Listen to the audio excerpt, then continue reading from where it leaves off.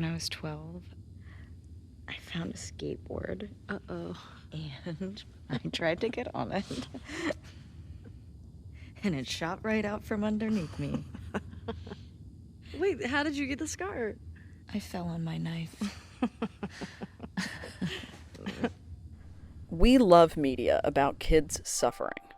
It sounds harsh, I know, but look at the most popular media involving kids and teens, and it's bound to have kids hurting, dying, or being traumatized. But rarely do we see accurate portrayals of what that trauma would do to these kids, nor do we see these kids actually act their age. I want to look at two distinct concepts today. First being, why are we so obsessed with children saving the world? Where we'll look at a wide variety of media centering around this topic. Then for part two, we'll turn inwards to ask, what would saving the world actually do to children? What does trauma really look like? By examining Ellie in the Last of Us games, and Asuka and Shinji in Neon Genesis Evangelion, as well as a more holistic look at their casts and themes. To start this off, we've got to go back in time just a little bit. It's the 2000s to early 2010s, baby. Harry Potter, Twilight, Hunger Games, Divergent, Maze Runner, and tweens were going insane over this shit. Sold out midnight releases for the books, sold out midnight premieres for the movies, everybody showing up in cosplay, there were fan films, fan fiction, and tons of merchandise and meet and greets. I mean, an entire theme park arose from our love of watching sexy teens die for each other. And believe me, you're getting this straight from the source. I remember some of these fan films and fan fictions I'm showing. I went to numerous cons, dressed up with my friends as our factions before Divergent, and still use my Slytherin beach towel sometimes. So how can we start to unpack whatever's going on here? I think this trend arises for marketing's sake and for narrative and thematic sake, two separate categories that obviously begin to overlap so much it's hard to tell after a while. Marketing works like this. Teens will like it because they want to feel like they can make a change like the teens on screen. And also, ooh, sexy teens. Write fanfiction about them, buy posters and t-shirts with their faces on it, and spend your mom's life savings to meet them for 5 seconds at Comic-Con. Kids will like it because they want to feel like they can be like that when they're older, and also their cool older sister has one of her posters in her bedroom. Moms will like it because they have to go see it, but then they get inspired about the change youth can make in the world, and nostalgic for the relatable experiences movie teens shared with her life. And she loves her kids and wants to make the world a better place, and if she's gonna spend that much money at Comic-Con, she better fucking like them too. And boom, everybody's a fan, you fill theaters everywhere, and we all talk about it for 2 months, and the cycle continues. More and more beautiful, adult actresses playing supposedly ordinary-looking characters, doing cool shit just for the sake of doing cool shit. Divergent does the most out of everybody.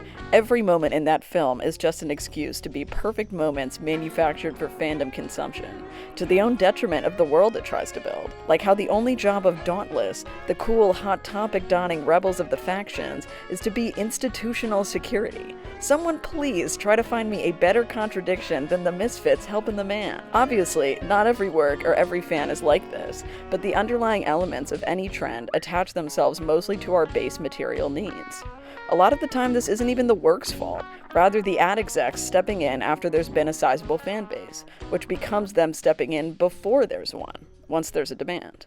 The aim is that each party, and especially the kids and teens, identify with the characters, see themselves in their roles, friends and friends roles, enemies and enemies roles, and so on. We specifically see that with the addition of factions and love triangles to aid in that identification, as well as intentionally dividing fans, because arguing is press and press is money.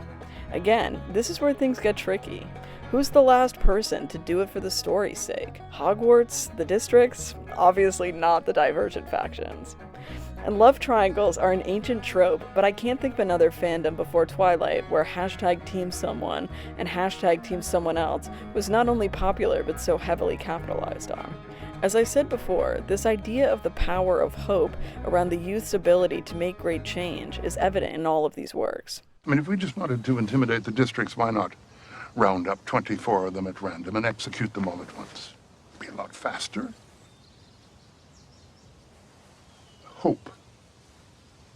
Hope? Hope.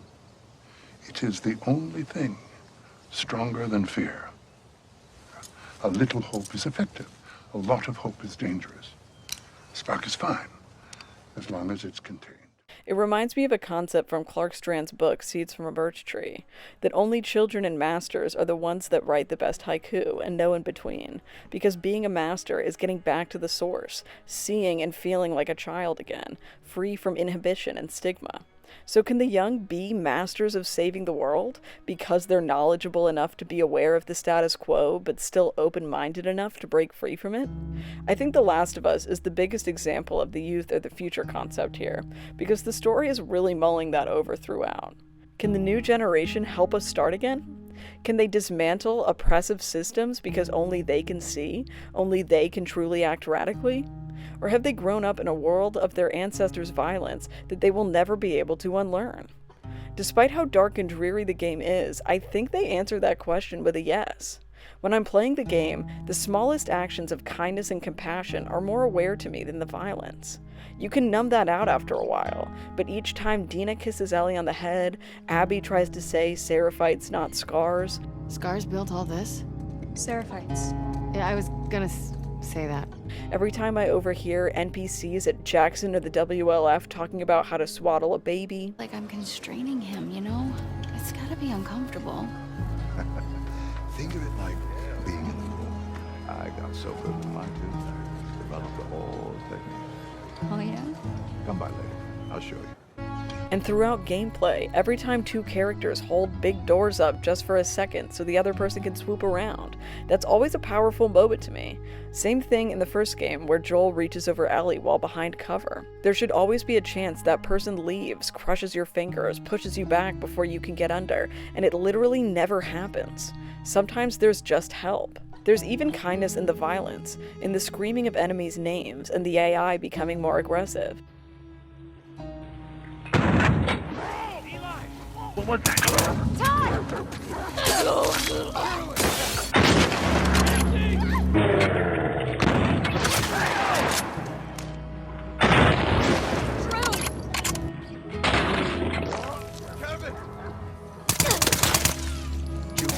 It may seem cheesy at face value, but in gameplay, it constantly reminded me of the fact that this was a world. Each of these people had their own stories. I took that away from them and made someone feel the same loss that got me, as Ellie and Abby, started on this journey.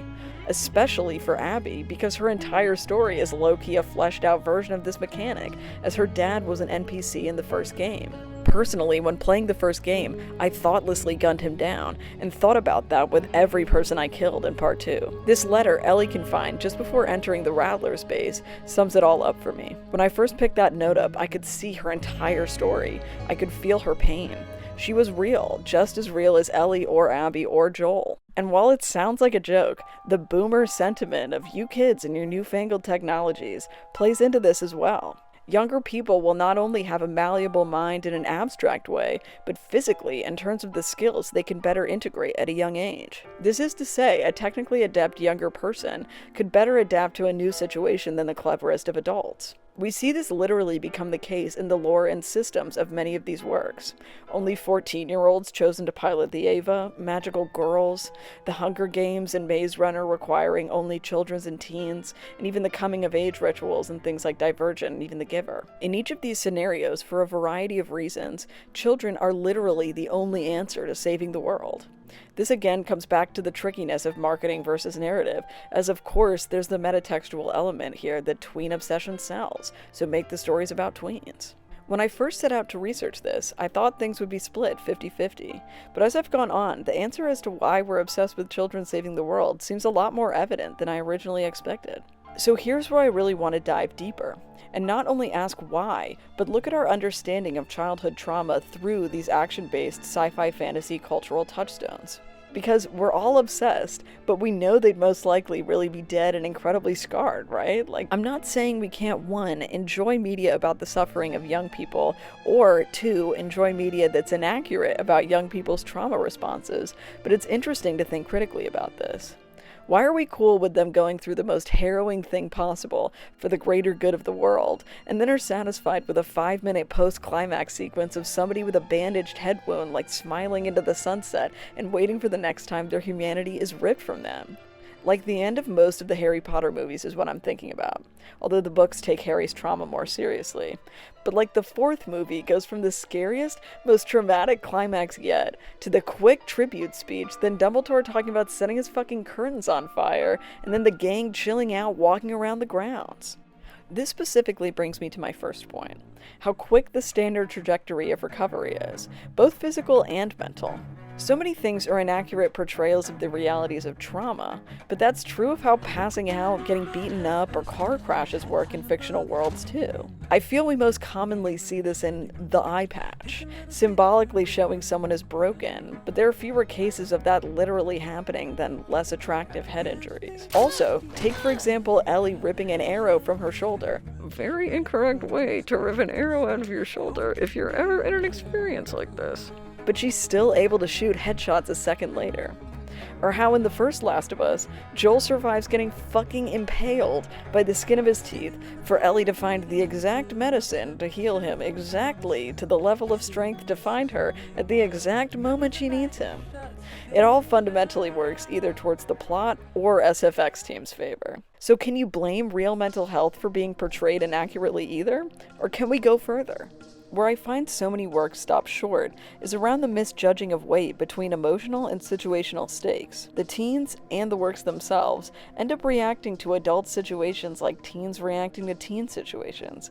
Like maybe your civilization being wiped out or government in an uproar isn't something you get over like a bad breakup. Take the careers in the Hunger Games. Children from wealthier districts who were born and bred to fight, but end up acting like stupid popular kids getting pumped for a hazing. When Rue ultimately helps Katniss unleash the Tracker Jackers on them, it low-key reads like this fucked up Home Alone, Mean Girls bully revenge scene. Examples like this are rife in Divergent as well, a similar bully character in Miles Teller, backstories of abuse just for twists and shock value, the very adult relationship between Four and Triss, how they treat the lives of these teens like a reality show in the leaderboard during training, and how it's not a critique of reality TV or class disparity like the Hunger Games is. Sarah Zed talks about this in her Rise and Fall of Teen Dystopias video, that the more works were made in this genre, the more of a simulacrum they were of the original value systems of dystopia, completely removing any social commentary for cheap self-insert moments and the overly capitalized things to look official. Everything changed since the event. We go to the school after the surge took the Commonwealth or some fucking shit like that. It's a patchwork mishmash of teen and adult reactions and situations in all the wrong places. The negative effect is you can't relate to characters during vulnerable moments because their emotions aren't working in tandem with the situation. How much more powerful would so many works be if they looked into this more? How many more young people experiencing trauma could see themselves and their experiences in them? By using the frame of adolescence and highlighting the absurdity of trauma itself, the good examples show the ways you can integrate them. In Evangelion, every episode has a sci-fi action plot and high school slice of life miscommunication plot, but one ends up influencing the other by the end, connecting the two worlds and sets of stakes and adding to the overall cohesion. Like how in one episode, a thermal expansion science problem Asuka helped Shinji with earlier is what ends up saving them in the end. Normally, Eva is a subversion of a mecha, but when it's a slice of life show, it just kinda is. In episode 9, one of the lightest, we see one of my favorite scenes. Asuka and Shinji fight over who made them lose the battle, and Fuyutsuki is done with everybody's shit and literally leaves. We've not only earned the lighter vibe, but need it to understand a fundamental part of each character's selves. The casual part, the brother-sisterly part, being comfortable enough around the people they're with to let out that whiny kid sensibility. Plus, the almost kiss, you're just as much a kid as I am scene, is right after all the cutesy stuff. A poignant juxtaposition and character building moment for the both of them. The show is so character driven that we learn something new about everyone every moment they're on screen, whether or not the mood is light. Some of the most interesting parts of Misato's character are seen through her joking, through small talk, through flirtations. Because they all feel like real people, we believe them no matter what situation they're in. And the flip side is that when the world of Eva's death and violence is projected onto the slice of life section, you feel unnerved. When you hear Misato tell Shinji to keep it up, a shadow of a mother figure on his wall, the door a crack open before he goes to sleep, it feels so normal. But she's not his mother. She's his Gendo-appointed caretaker, and she's not congratulating him on a good grade, but rather that he risked his life to kill a giant intergalactic being while being subjected to all the physical and mental torture the robot monster with his mother's soul takes on.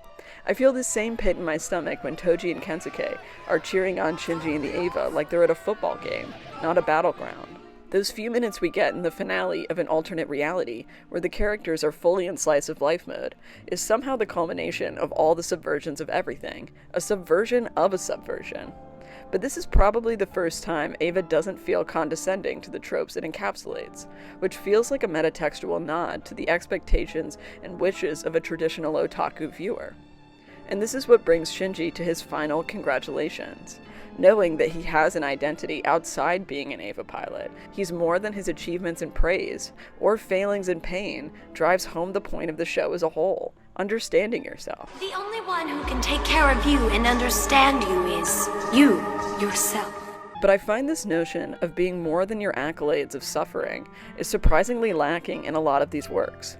It's touched on critically in characters like Rei, when she says piloting her Eva is her link to the world, and Ellie in her unabashed tunnel vision for Abby's demise. But in a lot of these other works, and fandom as a whole, there's a propensity to caricaturize characters to be defined only by base elements of their personality, their skills, but more truly be defined by their pain. It's important for teens to be teens in these environments, trying to be casual and vulnerable while wrapping their heads around the complexities of their situations, or utilizing their abilities to their advantage, like the more slice-of-life Avatar episodes.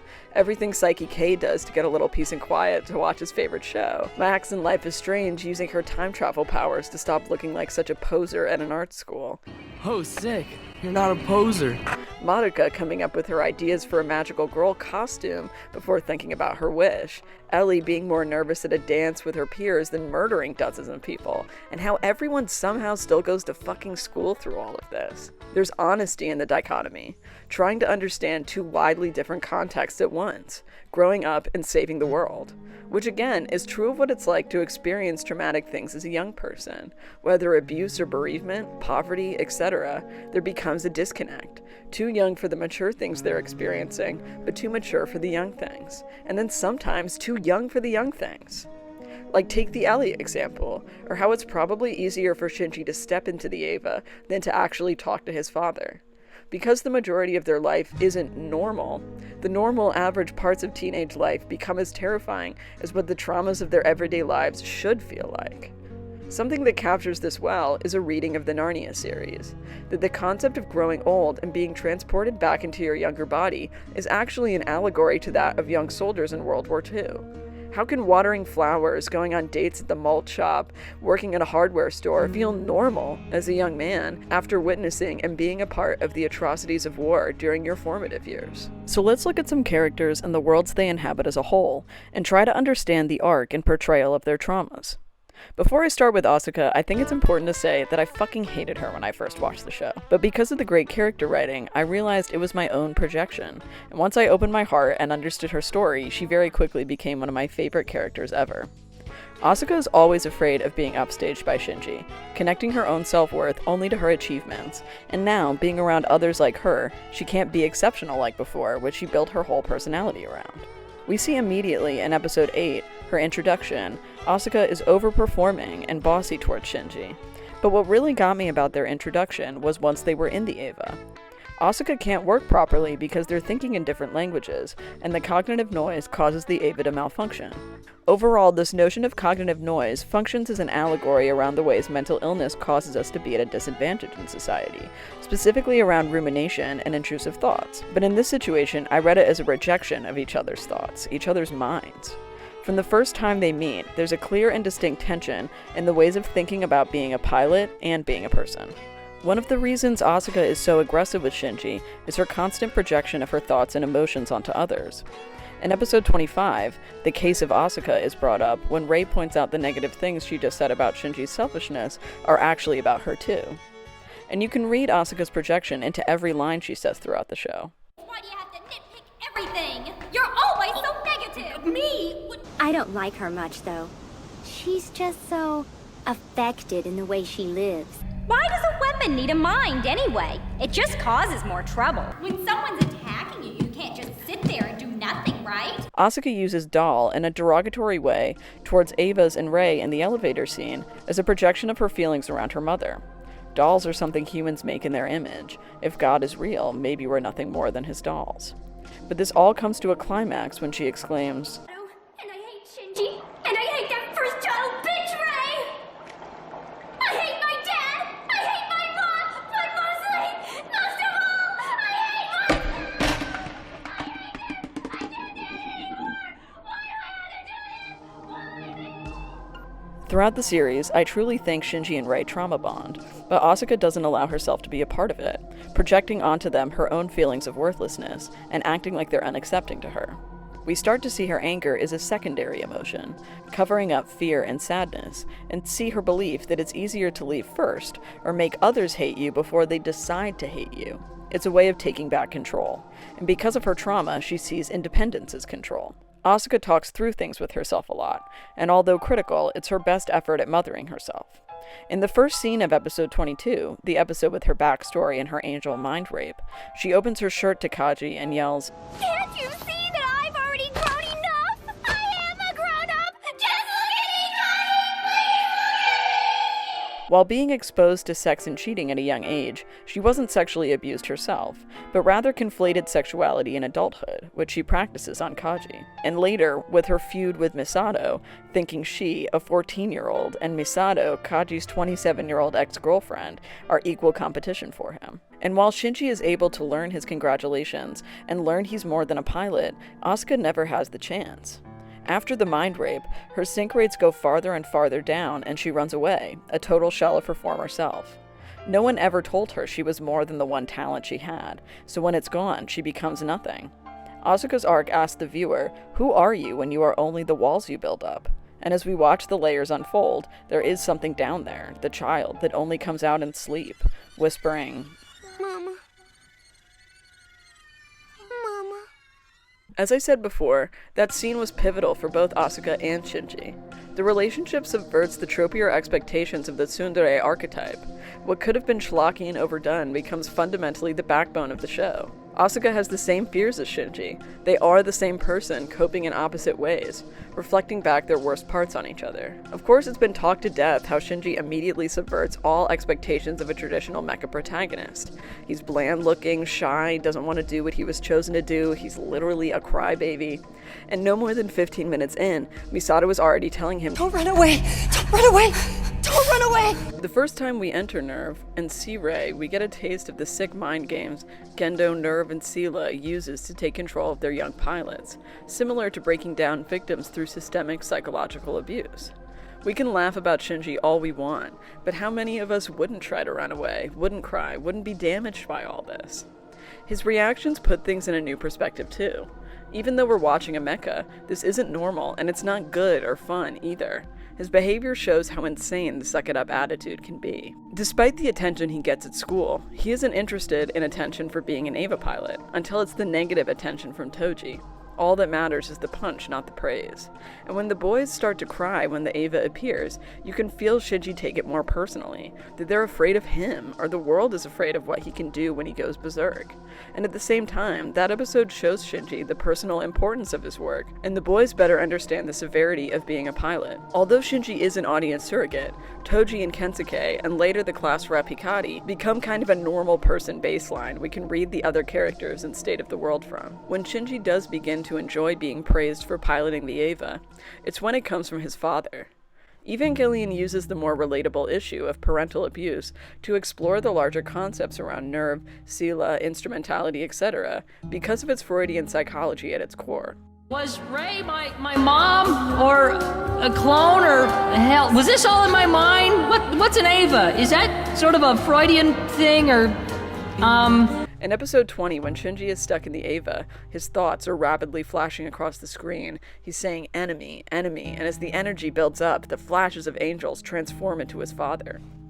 Everything about Eva is trying to understand essence, and being heavily Freudian, Shinji and Asuka's core is the abandonment of their parents. But Eva proposes it's all dislocation. We'll never fully understand each other by being separate, but we can also touch, love, appreciate when we're separate, in our own bodies as our own unique selves. And when Shinji is coming to terms with all this, he's literally going through a month-long acid trip inside his mother's robot womb. Like, come on. I say a month, but they specify 33 days, another element of long-standing Christian symbolism in Eva. But this in particular stuck out to me, as this was a parallel of the human Jesus, not the divine Christ, who you can argue was another traumatized child chosen by fate. By the way, if anyone's interested, I wrote more about this in a paper for my Italian cinemas class about the juxtaposing views of Catholicism we see in different filmmakers' works. Literally, if one person says something, I'll make it into a video essay. Anyways. Shinji has an idealized mother figure in Yui that Asuka doesn't have with either of her parents, and that's Shinji's guiding light emotionally and technically in the whole Yui's soul is in the Eva thing. But Shinji also idealizes the relationship Gendo and Rei have with each other, without realizing how Gendo abuses her too. In one of the last episodes, Rei even says Gendo will abandon her. This dynamic reminds me of Ellie and Abby, when two people have parallels to each other but are against each other because they don't know the whole story. And all of this comes together in the best possible, most conceptual batshit way a cartoon could end. These last two episodes lay bare so much about communication, the self, and just life into these totally contained symbols and simple phrases. Visually reduced to colored sketches and storyboards, initially as a budget concern, but it functions so well as a tonal understanding of essence, as well as the use of repetition, both in bringing importance to what is repeated, but also in showing the connections between Shinji, Asuka, Rei, and Misato. Having each character repeat the same phrase frames everyone's feelings and pain as connected, stretching out from personal to universal, and connecting to the viewer's pain as well. Everyone is afraid of rejection, and we all want contact and acceptance. It's hardwired into our brains. In the act of observing others, you may find and recognize yourself. All of these themes are engendered in the motif of hands. Hands can hold and can hurt, can create and destroy, can love, can abuse, be a tool of science or oppression, can self-pleasure and self-destruct. I'm so fucked up.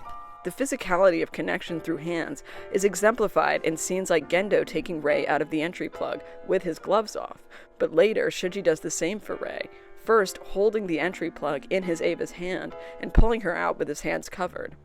And obviously when Shinji kills Kaworu. First, when Shinji pulls away from Misato's attempt at comfort, when he doesn't pull away from Kaworu's, culminating in murdering Kaworu with a hand born of Adam as the angels were. There's a great video by Murderous Johnny analyzing the hospital scene that goes in depth on the hands motif I'd totally recommend. It's the first video in my references playlist. This understanding of hands as the culminating symbol of human connection is similar to that of Last of Us' physicality of kindness and violence. Another element they share is that of loss of innocence. There are deteriorating childhoods in all of these works, but the imagery in Last of Us is more often than not environmental in its storytelling. Think the Ish sewers and Sam and the toy in the first game, kids sections in bookstores and hospitals, height marks on the wall, Max's place. And when we actually get to see kids in Jackson and the stadium thriving and getting to be themselves, it's bittersweet. Also, loss of innocence is literally how the series itself starts with Sarah's death, both for Sarah and subsequently for Joel and you, the player. But the character of Ellie in the first game, more often than not, is extremely mature, in her demeanor and resilience. Think of the way she de-escalates Sam when he's upset before he turns, how she battens down and takes care of Joel during winter. Like, even in the fight at the ranch, Ellie and Joel argue as equals, and frankly, Joel is the one that ends up being more volatile as his rage builds up. But after the events ending the first game, and obviously after Joel's death, Ellie has an arc of emotional regression. She ends up doing a lot of rash, childish, and immature things in the second game, almost as if she'd given all the maturity she could at the time. Most times you see Ellie be mature in the second game, she's really being strategic about violence. Just because Ellie had a roof over her head and Joel alive and well in Jackson for 4 years didn't mean it healed the wound from St. Mary's. Rather, that comfort made it fester. She went out looking for answers, and it broke her spirit again. She was already at her breaking point before Joel died, and this was all where most franchises had already slapped a happily ever after over the story. We see Ellie's spirit and trust for Joel devolve over the course of the 3 flashbacks in Part 2. Her ability to swim in the first one is symbolic not of her maturity, but her growing distance from Joel. We see this in small moments in the second flashback too, where she denies help from Joel, or rather, denies the idea that she needs or relies on him anymore. From the beginning of the second flashback, it's obvious tensions are high between the two of them, and she finally lets it out by asking him about the Firefly Hospital after they find the bodies of a young couple who left Jackson. Although her complicated feelings are ultimately justified, the way she goes about not bringing them up, and working them out are totally different and much more adolescent than her behavior in the past. And this regression makes complete sense when understanding Ellie from a more trauma-based therapeutic perspective. After Ellie's encounter with David, a cannibal cult leader she brutally killed after he captured her with the implication of future sexual abuse, she recounts a dream about flying to Joel. Now I know she's talking about flying in a plane, but flying in dreams is a common sign of a need for control in the waking world. Similar to how she always tries to leave without saying goodbye, almost as if she's taking back the control she lost by not being able to say goodbye to the people she loved. Like, there's something to be said here about how in Ellie's psyche, violence equals control, revenge equals control. She uses Abby and her friends as a scapegoat for not only the pain that Joel's death caused, but the pain the decisions in Joel's life caused her as well. As the game goes on, Ellie literally becomes delusional. Abby. Her tunnel vision is so sharp on Abby and nothing else that she's always trying to defend why she should be going after her and not doing something else. Like how in the school she's more interested if the map she found has a TV station on it than the fact she and her girlfriend are being shot at. Or the scathing scene where she tells Jesse to fuck off if he won't leave Tommy for dead to go find Abby. Jesus Christ. The best way to help Tommy is to go after Abby. You do this, I'm not saving your ass again. I really hope you make it. This ties back to her maturity in the previous game. When she's talking to Sam, he asks her what she's afraid of. Being by myself. I'm scared of ending up alone. But the way she acted throughout Seattle and later on the farm caused her to lose everyone she still had. The scene when Ellie leaves the farm to go after Abby in Santa Barbara is so hard to get through, especially because everything they both say is true. Like, Ellie gets incredibly cold and manipulative, but she literally can't eat or sleep. It is consuming her life. And the only way anyone in her life has ever taken control before is through violence. Before that scene, we see an example of the ways daily life can be corroded by PTSD. When a lamb hiding behind a shovel hits it on the floor, it sounds like Joel getting hit. She's suddenly back in that moment. But it's a distortion of the event. Joel calls her by name, the staircase is longer and darker, and she can't get the door open. It's such an honest and accurate scene to the way tiny things can trigger the biggest emotions, and the ways trauma keeps a part of us eternally stuck in the moments we, or the ones we loved, were wronged. Something interesting about that scene is how Dina has to think of JJ and comfort him first. Ellie's role as an adult has solidified despite her regression. There are obvious parallels to Seattle here in the ways Dina would physically comfort Ellie, and how it's not possible anymore. There's also something to be said here about the ways Dina copes and why. In downtown Seattle at the synagogue, she talks about being Jewish and how I like coming from a long line of survivors. You mean after Outbreak Day? That, and the Inquisition, and the Holocaust. My family always made it out alive. Barely. It points to a larger theme around Dina's character, that of resilience and caring for others as a way to care for yourself. Especially because she doesn't see any other option. There isn't any other option for her. We see this type of resilience in Yara too. There are many things she could be feeling or doing after she's excommunicated from her community, estranged from her mother, and brutalized by members of the cult she was once a part of. But whenever you talk to her, she's in the now, putting her mental and physical pain aside to get to the next day and take care of her brother. And that's also a very relatable experience to many survivors of trauma, especially those whose trauma involved serious neglect, poverty, or living in a war zone, all situations where your trauma and emotions will never be more important than the threat of survival, food, and a roof over your head. We can start to see a hierarchy of trauma and privilege emerging, evident in Evangelion through the difference between the second Impact generation and the younger generation that came after. Misato and Ritsuko can still find themselves in that base needs headspace practically and emotionally. Take Misato promising the pilots a steak dinner as a reward. A steak dinner is supposed to impress us? Does she really think we go crazy just for a dumb steak dinner? Man, the second Impact generation has really got some cheap standards. Or the way Ritsuko positively reacts to Shinji and Asuka not being allowed on their school trip. A school trip, huh? That sounds pretty reckless in times like these. I guess the idea is to let all the kids have time to get out and act like kids while they can. Lines of Misato's like, "Believe me, this isn't a choice. That's a luxury I don't have." The one who deserves to survive is the one who has the will to make it happen. Shinji and Asuka always had their basic survival needs taken care of, but they were severely neglected emotionally and have had the space and privilege to be upset and work through it.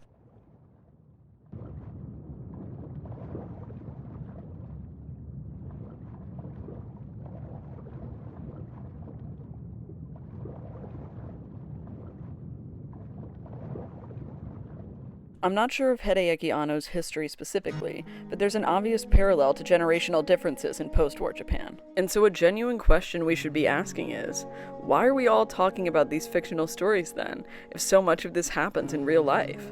And honestly, I think sometimes we learn better from fiction because we can internalize and digest it in a more unrestricted way.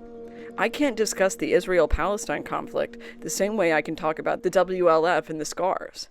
I can't talk about violence against queer people in the church the same way I can talk about Lev's experiences with transphobia. But the symbols and value systems are still there.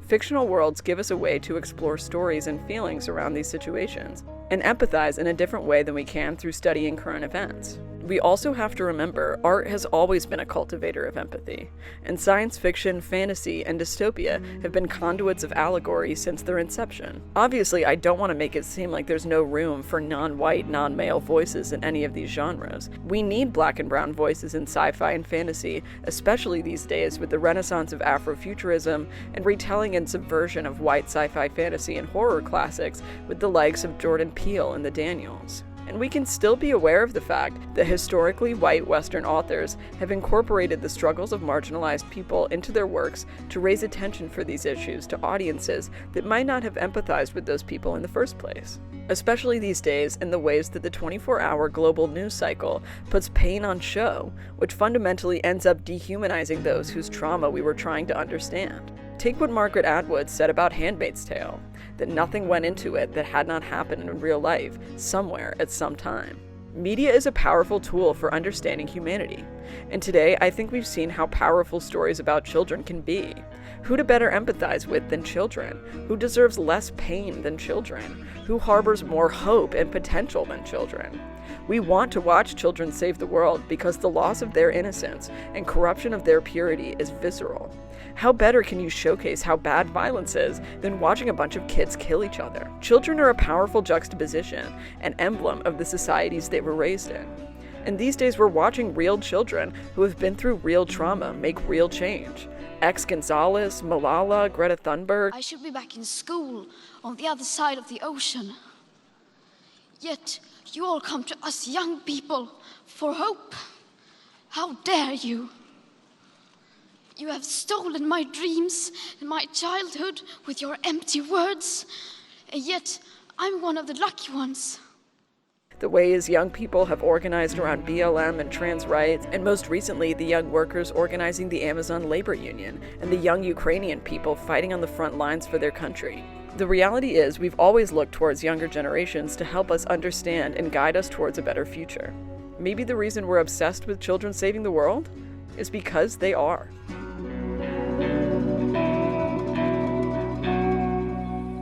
Thank you so much for watching.